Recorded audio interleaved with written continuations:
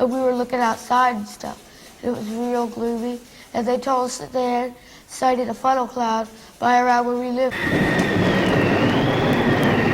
And they were keeping us updated until the power went out, and then that's when the tornado came. And while we were running down the stairs, the tornado was touching down on our building, and a brick or some piece of wood hit me in the back of the head. It tore the entire roof clear off. We had no roof. I thought I was going to die. It was still raining after. It was still raining real hard, and the rain was coming in, leaking, and it was destroying everybody's belongings and all that. It was a frightening and shocking experience this past July for the Metcalf family of Omaha, Nebraska. In a moment, their lives were shattered. In an instant, everything they'd known was ripped apart by the fury of a gray, swirling twister. And Rich Metcalf, just 12, his 15-year-old sister Lisa, their mother Glenda, their father Larry, found themselves facing the unimaginable, one of the most frightening dilemmas a family can face. The Metcalfs found themselves without a place to call home. And it was really, really, really hard, and we had to keep ourselves from falling apart for their sake. And that's hard, because they're looking up to us for the answers. And at the beginning, we really didn't have the answers. But the Metcalfs knew they were through with tornado country. They packed up what they could salvage from the twister, piled into their 1971 Gremlin with their old dog BJ, and they hit the road, headed for a new life in the city by the bay, San Francisco, California. When the Metcalfs came to San Francisco, they thought they'd be able to find jobs, a place to live. They thought they'd be able to put the pieces of their life back together that they'd left behind in Omaha. But Larry Metcalf's job that he thought he had when he came to this city fell through. All the money they had was spent on their trip cross-country. The Metcalfs found themselves homeless in a big city with no place to turn to and no place to go. You know, you take a lot of things for granted when you have everything. When you have a home, when you have a job, when you have a normal life. And to be thrown into a situation like we were, it was very devastating to everyone. Since Larry had voluntarily left his job in Omaha, he didn't qualify for unemployment insurance, and he didn't want to go on welfare. You have to understand, we're not a product of welfare.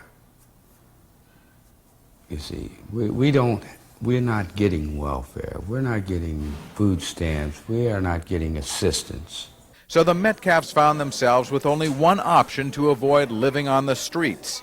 They went to one of San Francisco's only safety nets for families, this emergency shelter in the basement of the Hamilton Methodist Church in the Haight-Ashbury section of the city. It was a far cry from Omaha, Nebraska. I didn't know anybody.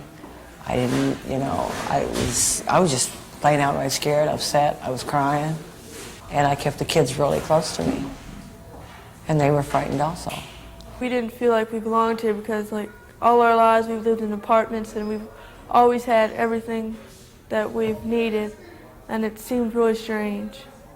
Strange or not, this is now home to the Metcalfs. Gone are the kids' separate bedrooms, their own bathroom, the living room. Now the family huddles together in the church basement with total strangers.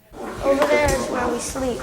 Rich and Lisa showed me the place they've called home for nearly 4 months. A big open area has been their bedroom. They share it with 5 other families.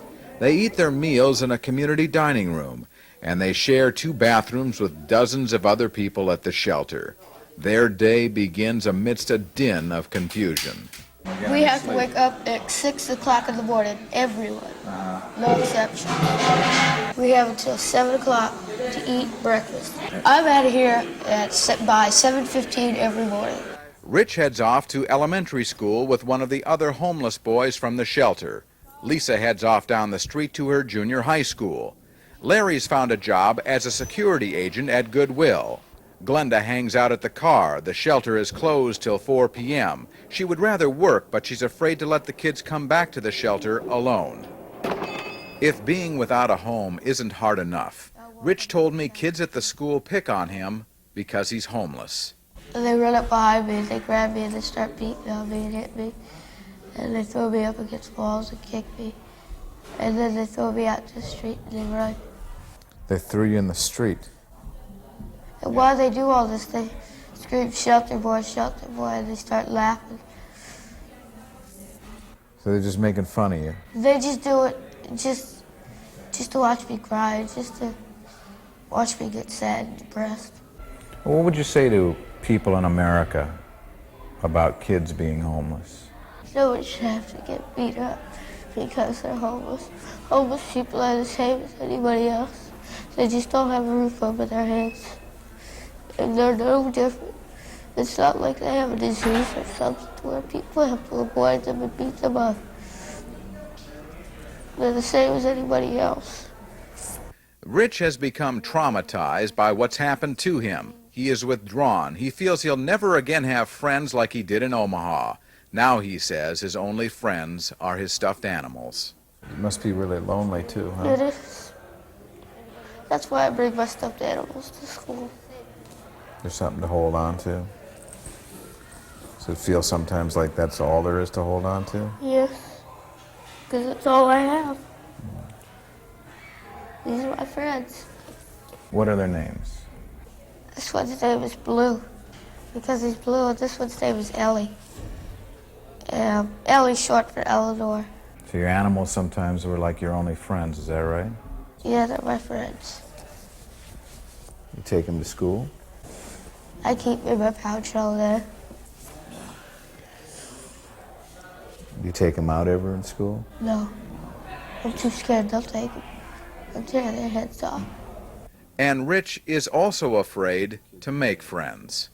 No, I'm too scared to make a friend because I'm too scared to leave. Because I've made some friends here, and I'm really going to like them, and then they leave. And then all I've got is my stuffed animals again. Right now, that's all I got. But Rich does have something else, something he wishes he didn't have, nightmares about being homeless. It's just that I'm walking around in here, and it gets real big and dark, and my parents aren't with me, and nobody's here. It's just me, and I'm hungry, and it's raining outside. It's dark, and I have no place to go. In my dream, I walk around this place. It seems bigger than it is, and it's so big. It's like this endless tunnel that you walk in. And then sometimes, at the end of, when I get to the end of the tunnel, the 8 boys are there. And then they start beating me up, and then I wake up. I've never told anybody about these dreams. Rich's parents were also very upset when they heard about what was happening to their son. I think it's terrible. What did that say about these kids? That they don't have any kind of respect for anybody. I mean, it's the way that their family, maybe their parents have brought them up, you know? I can't be responsible for their parents being ignorant.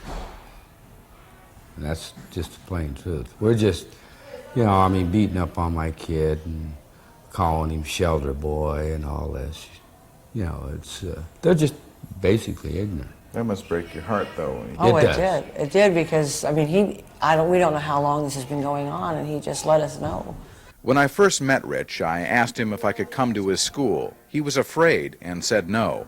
But a couple of days later, out of the blue, he asked me if I would come to his class, and I did. We're doing a story on the homeless. Does anyone know what it means? They don't have a job to pay the rent. They're lazy and they don't have a job and they can't pay their rent? Just take drugs all the time. And not getting work. When Rich heard what the kid said, he jumped to his feet. I'm homeless. My dad has a job. We have a car. He went to school. He does not do drugs. He's not lazy. Some of those things are dead wrong. While the kids had a lot of misconceptions about the homeless, without exception, they said no one deserves to be without a home. Most of us with homes think that becoming homeless happens to someone else, that it can't happen to us. But the fact of the matter is this: according to the National Academy of Sciences, 2 million Americans will find themselves just like the Metcalfs this year, without a roof over their heads. 2 million Americans. That is the equivalent of every man, woman, and child in the cities of Buffalo, Boston, Minneapolis, and San Francisco combined. 2 million Americans without a place to call home. And Rich and his sister Lisa are just 2 of America's homeless kids. There are more than 100,000 children in the world's richest country who don't have the most basic necessity of life: a home, a bed, a place to feel safe from the outside. Come here. Get up here with him. Come here. Come on. Get up here with him. Shoot. How you doing?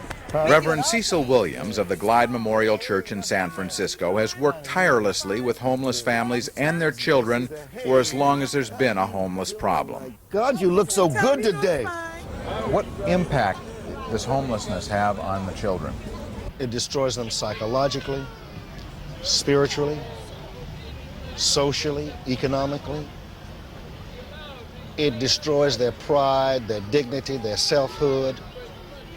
It makes them feel like they're not important. And so therefore, when you don't feel important, you start acting that way and you become trouble.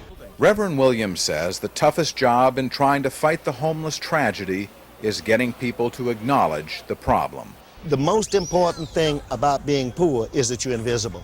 Because folks can drive by here and drive by most any other place, and all they can say is, oh, those poor folks, and keep driving. Rich and Lisa told me before they became homeless, they never noticed the homeless either. We did see homeless people in Omaha, but we just passed by and we didn't even think about it. Well, we knew they're homeless, but we just didn't, we just walked by. But Rich now knows the real story of homeless people. He knows what it's like to study in the bathroom because there's so much noise in the shelter, not being able to sleep at night because babies are screaming. And Rich told me he'll try and help the homeless however he can. Some people do care. It's just not enough people care. I mean, it seems like they've got a home, so that's all they care about. They don't care about the people who don't have a home. I mean, what about the people who don't have a home? They walk home from school, or they walk home from their job, and they have to come back to a shelter every night. They have to sleep in a room with strange people they don't know. They have to eat food here. And then they have to wake up in the morning and go about their business like nothing's ever happened. It's not fair.